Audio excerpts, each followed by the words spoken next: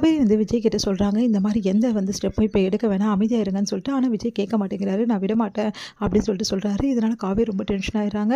அடுத்து வந்து வீட்டுக்கு வந்த குமரனை பார்த்துட்டு எல்லாரும் என்ன ஆச்சு அப்படின்னு சொல்லிட்டு கேட்குறாங்க.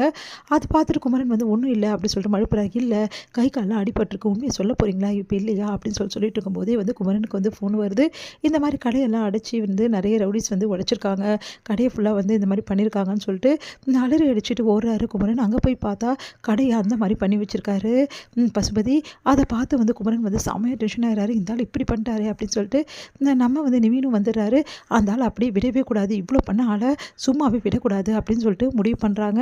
எங்கள் விஜய் வந்து இந்த நியூஸ் கேள்விப்பட்டு செமையாக டென்ஷன் ஆகிறாரு. இங்கே வந்து வீட்டில் உள்ளவங்க எல்லாருமே வந்து கேட்குறாங்க குமரன் கிட்ட, என்ன ஆச்சு பசுபதிக்கும் உனக்கும் எந்த பிரச்சனை, என்ன நடந்தது அப்படின்னு சொல்லிட்டு ரொம்ப வம்பு பண்ணுறதால வேறு வழி இல்லாமல் எல்லாத்தையுமே வந்து குமரன் வந்து சொல்கிறாரு. இந்த மாதிரி வந்து அந்த வெண்ணிலா வந்து கீழே விழுறதுக்கு காரணமே பசுபதி தான் பிடிச்சி தள்ளி விட்டுருக்காரு. விஜய் மேலே எந்த தப்பும் இல்லை, அந்த விஷயத்தை நான் தெரிஞ்சுக்கிட்டேன், அதுக்கு தான் இப்படிலாம் பண்ணிட்டுருக்காரு அப்படின்றாங்க. அதை கேட்டு எல்லாருமே அதிர்ச்சி அடைகிறாங்க. உடனே குமரனோட அம்மா வந்து இதெல்லாம் சரிப்படாது, அந்த பசுபதி நிம்மதியாக வாழ விட மாட்டாங்க, எல்லாரும் ஊருக்கு வாங்க போகலாம் அப்படின்னு சொல்லிட்டு வற்புறுத்துறாங்க. இதை பார்த்த குமரன் வந்து செம்மையாக டென்ஷன் ஆகிறாரு. அந்த ஆளுக்கு என்ன வேணாலும் பண்ணுவார், அதனால் பார்த்துட்டு சும்மா இருக்க முடியுமா, அந்த ஆளுக்கு ஒரு முடிவு கட்டாமல் இந்த ஊரை விட்டு நான் வரவே மாட்டேன் அப்படின்னு குமரன் தீர்க்கமாக சொல்கிறாரு. என்னடி இவன் இப்படி சொல்கிறான், நீ கேட்க மாட்டியா அப்படின்னு சொல்லிட்டு கேட்குறாங்க. நம்ம வந்து கங்கா கிட்ட, கங்கா வந்து அவர் சொல்கிறது கரெக்டு தான், நம்ம ஏழையாக இருக்கலாம் ஆனால் கோழையாக இருக்கக்கூடாது, இந்த மாதிரி இருக்கிறது எனக்கு கூட பிடிக்காது, இப்படி பயந்து ஓடுறது எனக்கு கூட பிடிக்காது, அவர் செய்கிறது கரெக்டு தான், அந்த பசுபதிக்கு ஒரு பாடம் கண்டிப்பாக சொல்லிக் கொடுக்கணும், இந்த விஷயத்தில் பசுபதி தான் தப்பு செஞ்சுருக்கான், அதனால் அவனுக்கு வந்து தண்டனை வாங்கி கொடுக்கணும், அதெல்லாம் நம்ம வேலையாடி, அந்த பையன் பார்த்துக்க போகிறான், நம்மளுக்கு எதுக்கு பொல்லாப்பு அப்படின்றாங்க.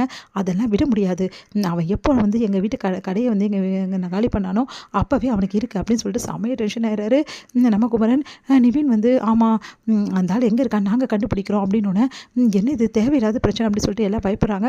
அதெல்லாம் ஒன்றும் இல்லை அப்படின்னு சொல்லிட்டு சமாதானப்படுத்திட்டு கிளம்புறாங்க ரெண்டு பேருமே. இங்கே வந்து விஜயை மீட் பண்ணுறாங்க ரெண்டு பேரும். விஜய் வந்து இந்த மாதிரி அந்த ஆள் எங்கே இருக்காரோ ஏது இருக்காரோ தெரியல, ஆனால் இருக்கிற இடம் தேடி நம்ம போய் ஆகணும், அந்த ஆளை கொத்து ஆளணும் அப்படின்னு சொல்லிட்டு பிளான் பண்ணுறாங்க. அதன்படி 3 பேருமே வந்து இந்த மாதிரி வந்து பசுபதியை தேடி வந்து போகிறாங்க.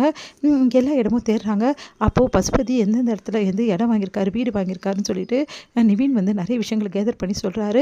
அதெல்லாம் கேட்டு அந்த இடத்துலலாம் போய் தேடி போகலாம் அப்படின்னு சொல்லிட்டு ஒரு வீடாக தேடி போகிறாங்க. கரெக்டாக வந்து பசுபதியை கண்டுபிடிச்சிடுறாங்க 3 பேருமே. அடுத்து வந்து உள்ளே நுழையிறாங்க. உள்ளே நுழையும் போது கரெக்டாக பசுபதி வந்து அந்த ஆள் ஒருத்தர் இருக்கார், அவர் டிரைவரு.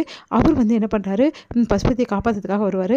அதுக்கப்புறம் அவரையும் வந்து இவங்க எல்லாரும் சேர்ந்து லாக் பண்ணுறாங்க, பசுபதியும் லாக் பண்ணுறாங்க. இங்கே பாரு பசுபதி, மரியாதை உண்மையை சொல்லிவிடு, உன்னை நாங்கள் சும்மா விட்டுறோம், இல்லைன்னா அவ்வளோதான், நீங்கள் என்ன பண்ணாலும் நான் ஒன்றும் பண்ண முடியாது என்ன அப்படின்னு சொல்லிட்டு அவர் வந்து ரொம்ப ஓவராக பேசுகிறாரு. உடனே பசுபதியை வந்து இதுக்கப்புறம் இந்த ஆள் இங்கே வச்சுருந்தா வேலைக்கு ஆகாது அப்படின்னு சொல்லிட்டு வண்டியில் ஏற்றலாம் அப்படின்னு சொல்லிட்டு முடிவு பண்ணுறாங்க. இந்த ஆளை தனியாக கூட்டின்னு போயிட்டு விசாரித்தா கண்டிப்பாக உண்மையை சொல்லி தான் ஆகணும். இந்த பசுபதி இவ்வளோ வேலையும் செஞ்சுட்டு கடைசியில் வந்து நம்ம மேலே பழியை போட்டிருக்கானா, இவனை சும்மாவே விடக்கூடாது அப்படின்னு சொல்லிட்டு குமரன் எல்லாருமே சேர்ந்து பசுபதி வந்து நல்லா தாக்குறாங்க. அடுத்து பசுபதியை கட்டி என்ன பண்ணுறாங்க, கையெல்லாம் கட்டிட்டு வந்து ஒரு இடத்துல கூட்டின்னு போகிறதுக்காக ஒரு வண்டியில் ஏற்றுறாங்க. அடுத்து வண்டியில் வந்து ஏற்றிட்டு பசுபதி கிட்ட சொல்கிறாங்க, நீ இப்போ எங்கள் கஸ்டடியில் இருக்க, உன்னால் ஒன்றுமே பண்ண முடியாது, மரியாதை உண்மை ஒத்துக்கோ, இல்லைன்னா அவ்வளோதான் அப்படின்றாங்க. ஒன்றுமே பண்ண முடியாது எங்களை அப்படி சொல்லிட்டு இருக்காங்க. இதை கேட்ட பசுபதி வந்து சிரிக்கிறாரு. என்ன நினச்சிட்டு இருக்கீங்க நீங்கள் எல்லாரும், என்னை வந்து இது மாதிரி கட்டி போட்டால் எங்கிட்டேருந்து உண்மை வாங்கிட முடியும்னு நினைக்கிறீங்களா, அதெல்லாம் சான்ஸே கிடையாது அப்படின்னு பசுபதி சொல்கிறாரு. மிஞ்சி போனால் உங்களுக்கு என்ன பண்ண முடியும், என்னை வந்து சித்திரவதை பண்ண முடியும், இல்லை வச்சுருக்க முடியும், ஆனால் அதெல்லாம் எதுவுமே பண்ண முடியாது, ஏன்னா நீங்கள் என்ன பண்ணாலும் அதை பற்றி கவலை இல்லை எனக்கு, நான் சொல்ல மாட்டேன், உன்னை சொல்ல வைக்கிறேன் அப்படின்றாரு விஜய்.